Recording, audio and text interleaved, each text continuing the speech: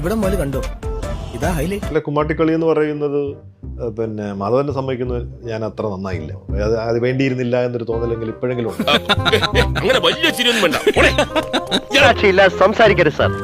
പിന്നെ ഞാൻ എങ്ങനെയൊക്കെ പറയണം? I don't want to speak too much about the truth. എൻ്റെ അടുത്ത് പ്രസന്റ് ചെയ്ത സിനിമ അതല്ല. സംഭവം തന്നെ, ബട്ട് കൊളോക്കിയലി ഞാൻ കൊളാക്കണം. സ്ക്രിപ്റ്റ് പറയുമ്പോൾ ഒരു കഥയായിരിക്കും, ഷൂട്ടിങ്ങിന് പോകുമ്പോഴത്തേക്കും വേറൊരു കഥ. കൂടുതലൊന്നും ആഗ്രഹിക്കാതിരിക്കാൻ നല്ലത്. That happens. എനിക്ക് മാത്രമല്ല ഇത് ഉണ്ടായിട്ടുള്ളത്. എല്ലാ കാലത്തും എല്ലാ താരങ്ങളും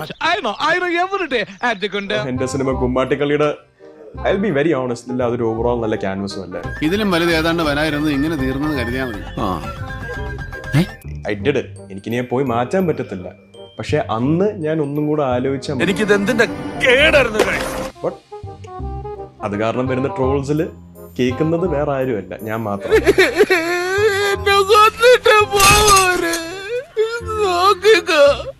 നീ നിർത്തിയിട്ട് പോ പണി, നിനക്കിത് പറ്റത്തില്ല. That's all fine. എനിക്ക് പറ്റുമോ ഇല്ലയോ എന്ന് ഞാൻ ശ്രമിച്ച് തെളിഞ്ഞ് എനിക്കത് പറ്റത്തില്ല എന്ന് തെളിയുമ്പോൾ ഞാൻ പറ്റുമോ. അത്രയ്ക്ക് മോശം അഭിപ്രായമാണോ എന്നെ പറ്റി? അത്രയ്ക്ക് മോശമല്ല, എന്നാലും വളരെ മോശം അഭിപ്രായം.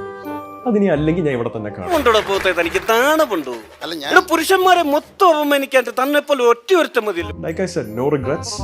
എനിക്ക് ഒരുപാട് ലേണിംഗ് എക്സ്പീരിയൻസ് വന്നിട്ടുണ്ട് കുമ്മാട്ടിക്കളി എന്നുള്ള സിനിമ.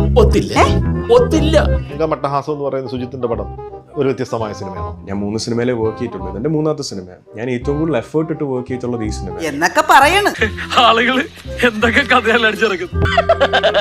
തൽക്കാലം ഇത്രയും മതി, വരട്ടെ.